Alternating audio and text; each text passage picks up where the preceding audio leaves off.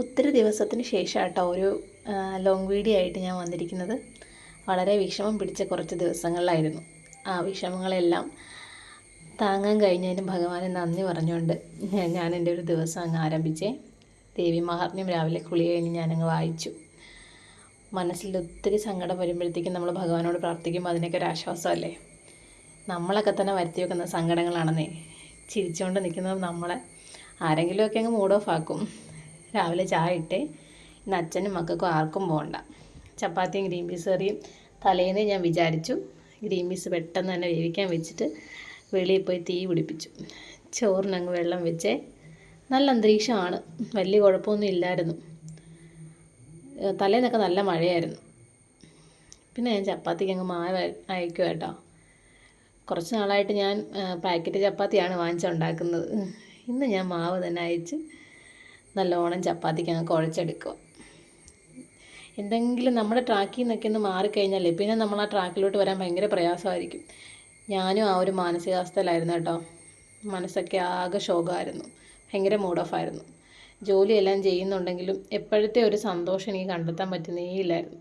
പല പണിയും ഞാൻ നോക്കി, എന്തോ അറിയില്ല, മനസ്സ് ഭയങ്കര വിഷമത്തിലായിരുന്നു. എങ്കിലും ഞാൻ ഗ്രീൻ പീസ് കറിയെല്ലാം വെച്ച് ചപ്പാത്തിക്ക് മാവ് അയച്ചപ്പോൾ ഏട്ടൻ പറഞ്ഞു നമുക്കെങ്കിൽ അമ്പലത്തിലൊന്ന് പോകാമെന്ന് പറഞ്ഞു. എനിക്ക് ഏറ്റവും പ്രിയപ്പെട്ട അമ്പലമുണ്ട് കേട്ടോ, മാവേലിക്കാരിലുള്ളതാണേ, മറ്റ മഹാദേവ ക്ഷേത്രം. ഏറ്റവും പ്രിയമുള്ളൊരിടം അത്. അപ്പം ഞങ്ങൾ പെട്ടെന്ന് തന്നെ റെഡിയായി അങ്ങോട്ട് പോകാനുള്ള തയ്യാറെടുപ്പാണേ. ഞങ്ങൾ രണ്ടുപേരും മക്കളും ഉണ്ട്. പെട്ടെന്ന് ഗേറ്റൊക്കെ പൂട്ടി ഇറങ്ങുവാണേ. അപ്പോൾ വേവിച്ച ഫുഡെല്ലാം ഞാൻ ഓർത്ത് വീട്ടിലോട്ട് കൊടുക്കാമെന്ന് ഓർത്ത് രാവിലത്തത്. അപ്പം എൻ്റെ വീട്ടിൽ ഇത് കൊണ്ട് കൊടുത്തിട്ട് വേണം നമുക്ക് പോകാനായിട്ട്. അവരോട് പറഞ്ഞിട്ടില്ലേ. പെട്ടെന്ന് ആ കുഞ്ഞിടവഴി കയറിയിട്ട് വേണം എൻ്റെ വീട്ടിലോട്ട് പോകാനായിട്ട്. മക്കളെ രണ്ടുപേരും കൂടെ അത് കൊടുക്കാനായിട്ട് അങ്ങോട്ട് പോവുകയാണേ. അവർ ഓർക്കും രാവിലെ എന്തായി ഫുഡൊക്കെ ആയിട്ട് വന്നേന്ന്. പെട്ടെന്ന് തന്നെ അവർ തിരിച്ചു വന്നു. അമ്മ അപ്പം നേർച്ചിടാനുള്ള പൈസയൊക്കെ തന്നു. ഞങ്ങളങ്ങനെ പോകുന്ന വഴിക്ക് ഫുഡ് കഴിച്ചു. നമ്മുടെ അടുത്തായിട്ട് തന്നെ കമ്മത്ത് എന്ന് പറഞ്ഞൊരു ചേട്ടൻ്റെ ഹോട്ടലുണ്ട്. വെജിറ്റേറിയൻ ഹോട്ടലാണ്, പക്ഷേ ഫുഡ് സൂപ്പറായിരുന്നു കേട്ടോ. ഞങ്ങൾ ദോശയും സാമ്പാറുമാണ് കഴിച്ചത്. കഴിച്ചിട്ട് ഇറങ്ങിയപ്പോൾ നല്ല മഴ. ഓടി ഞങ്ങൾ വണ്ടിയിലോട്ട് കയറി. വീട്ടിൽ നിന്ന് ഇറങ്ങുമ്പോഴുള്ള അന്തരീക്ഷമൊന്നും അല്ലായിരുന്നു. പിന്നെ അങ്ങോട്ട് ഭയങ്കര മഴയായിരുന്നു. വേഗം തന്നെ ഞങ്ങൾ അമ്പലത്തിലെത്തി. പോകുന്ന വഴിക്ക് ഇത് ഞങ്ങളുടെ തോട്ടപ്പള്ളി പാലം എന്ന് പറയും കേട്ടോ, സ്പിൽവേ ആണേ. കുറേ നാൾ കൂടിയിട്ടാണ് ഞങ്ങളിങ്ങനെ ഒരു യാത്ര പോകുന്നത്. അതിൻ്റേതായ ഒരു ചെറിയ സന്തോഷമൊക്കെ മനസ്സിൽ തോന്നി. പിന്നെ ഞങ്ങൾ അമ്പലത്തിലെത്തി. നല്ല തിരക്കായിരുന്നു. കുറേ സമയം അവിടെ ഇരുന്നു പ്രാർത്ഥിച്ച് മനസ്സൊക്കെ ഒന്ന് ഫ്രീ ആക്കിയിട്ട് ഞങ്ങൾ അവിടെ നിന്ന് യാത്ര തിരിച്ച് പോകുന്ന വഴിക്ക് ഞാൻ കുറച്ച് ഉള്ളി സബോള എല്ലാം വാങ്ങിച്ചു. ഇതിൽ ഈ റൂട്ടിൽ കൂടെ ആട്ടോ വണ്ടി ഓടുന്നത്. അപ്പം എപ്പോഴും തിരിച്ച് തരും. പിന്നാണ് ഞങ്ങളപ്പോഴത്തെ ഫുഡ് ബിരിയാണി വാങ്ങിക്കാൻ ഓർത്ത് അങ്ങോട്ട് പോയപ്പോഴത്തേക്കും ഒരു ഭാര്യയും ഭർത്താവും കൂടെ കച്ചവടം ചെയ്യുന്നതാണേ, ചിക്കൻ ബിരിയാണി. അപ്പം ഞാൻ അവിടുത്തെ തിരക്ക് കണ്ടുകൊണ്ടാണ് അവിടെ കയറിയത്. താമല്ലാക്കൽ സലീമിക്കയുടെ ബിരിയാണി ഭയങ്കര ഫേമസാണ്. ഞാനിത് ആദ്യമായിട്ടാണ് കഴിക്കുന്നത്. താമല്ലാക്കൽ കുന്നൂസ് ബേക്കറിയുടെ ഫ്രണ്ടിലായിട്ടാണ് ഇവർ കച്ചവടം ചെയ്യുന്നത്. ഫുഡ് സൂപ്പറാണ്, ഭയങ്കര ക്വാണ്ടിറ്റിയാണ്. ഞാനിവിടെ ഷോർട്സ് ഇട്ടിട്ടുണ്ട്, കാണുമ്പോൾ മനസ്സിലാവും. നല്ല കല്യാണം അവിടെ നിന്നവർ തന്നെ അഭിപ്രായം പറയുന്നുണ്ട് കേട്ടോ, എനിക്ക് ശ്രദ്ധിച്ചറിയാം. കല്യാണ ബിരിയാണിയാണ്, സൂപ്പർ ഫുഡാണ്, ഒത്തിരി ക്വാണ്ടിറ്റി ഉണ്ട്, അതും വെറും 100 രൂപ എന്നൊക്കെ എല്ലാവരും പറയുന്നുണ്ടായിരുന്നു. കുറേ നേരം ക്യൂ നിന്നിട്ടാട്ടോ എനിക്ക് ബിരിയാണി കിട്ടിയത്. ഒത്തിരി സമയം നിൽക്കണം, നല്ല തിരക്ക്, വെച്ചാൽ നല്ല തിരക്ക്. ഇന്നും ഇതേ തിരക്കാണെന്നാണ് അവിടെ നിന്നവരെല്ലാം പറഞ്ഞു. അപ്പോൾ അവരെന്നോട് പറഞ്ഞു എങ്കിൽ വീഡിയോസൊക്കെ എടുത്തോ എന്ന് പറഞ്ഞു.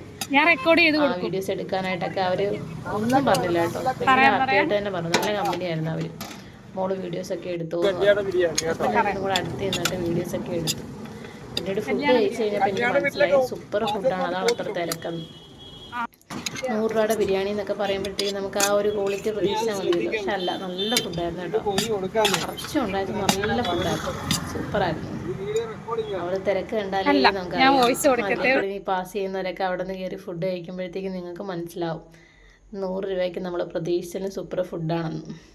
ഇത്തയും പരിചയപ്പെട്ടു, ഇക്കയും പരിചയപ്പെട്ടു. എല്ലാവരും നല്ല സ്നേഹത്തോടെ ആയിട്ടോ പെരുമാറിയത്. സ്ഥിരം കസ്റ്റമേഴ്സാണ് അവിടെ നിൽക്കുന്നത് മുഴുവൻ. അവരൊക്കെ നല്ല നല്ല അഭിപ്രായങ്ങൾ നമ്മളോട് പറഞ്ഞുകൊണ്ടേ ഇരിക്കുക. പിന്നെ അവർ നമ്മളോട് പേരൊക്കെ ചോദിച്ച് പരിചയപ്പെട്ടു വന്നപ്പോൾ ഇത്ത ഞങ്ങളുടെ അടുത്തുള്ളതാണ്, അയാളുടെ വീടിനടുത്തുള്ളതാണ്. അങ്ങനെ സന്തോഷം പങ്കുവെച്ച് ഞങ്ങൾ ഇനിയും കാണാമെന്ന് പറഞ്ഞുകൊണ്ട് ഞങ്ങൾ പിന്നെ വണ്ടി എടുത്ത് പിന്നെയും യാത്ര ചെയ്യും. ഞങ്ങൾ പക്ഷേ വീട്ടിലോട്ടല്ല കേട്ടോ പോയത്, നേരെ ആലപ്പുഴ ബീച്ചിൽ പോയി. അത് പ്രതീക്ഷിക്കാത്തൊരു ട്രിപ്പായിരുന്നു കേട്ടോ. ഏട്ടൻ പറഞ്ഞു ഫുഡ് നമുക്ക് വണ്ടി വെച്ച് കഴിക്കാം, ബീച്ചിലൊക്കെ ഒന്ന് പോയിട്ട് പോകാമെന്ന് പറഞ്ഞു. അങ്ങനെ അച്ഛനും മോനും കൂടെ വെള്ളം വാങ്ങിക്കാൻ പോവുകയാണേ. അപ്പം തന്നെ ഞാൻ കുഴഞ്ഞായിരുന്നു, രാവിലെ ഇറങ്ങിയതല്ലേ. അച്ഛനും മോനും വെള്ളമൊക്കെ വാങ്ങിച്ചുകൊണ്ട് വന്നിട്ട് ഞങ്ങൾ ഫുഡ് കഴിച്ചു. ഫുഡ് ഒരു രക്ഷയില്ല, സൂപ്പറായിരുന്നു കേട്ടോ. ഞങ്ങൾക്ക് നോക്കുമ്പോൾ അറിയാം നല്ല ക്വാണ്ടിറ്റി ആയിരുന്നേ. ഞങ്ങൾക്ക് മിച്ചം വന്നു. 3 ബിരിയാണി വാങ്ങിച്ചിട്ട് ഞാനും ഏട്ടനും കൂടെ ഒരെണ്ണം കഴിച്ചു, അവർക്ക് ഓരോന്ന് കൊടുത്തു. പക്ഷേ അവർ 2 പേരും മിച്ചം വെക്കുകയും ചെയ്തു. ഒത്തിരി മിച്ചമായിരുന്നു. വീട്ടിൽ കൊണ്ടുവരും അത് ചെയ്തു. പിന്നെ അവരെയും കൊണ്ട് പാർക്കിലോട്ട് പോയി. അങ്ങോട്ട് ചെന്നപ്പോഴേ വെയിലൊക്കെ ഉണ്ടെങ്കിലും മക്കൾ ഹാപ്പി ആയിരുന്നു കേട്ടോ. അവർ ഓടിക്കയറി ഓരോ സ്ഥലത്തും അടിച്ച് പൊളിച്ച് കറങ്ങി അടിച്ച് വന്നു. ഞാനും ഏട്ടനും കൂടെ ഒരു തണൽ നോക്കി അവിടെ വെയിറ്റ് ചെയ്തു. അപ്പോൾ കുറേയൊക്കെ മനസ്സ് ഫ്രീ ആയി. ചില യാത്രകൾ അങ്ങനെയാണെന്നേ, ഇഷ്ടപ്പെട്ടവരോട് യാത്ര ചെയ്യുമ്പോൾ ഒത്തിരി സന്തോഷമായിരിക്കും. അപ്പോൾ ഇത്രയേ ഉള്ളൂ. Thank you.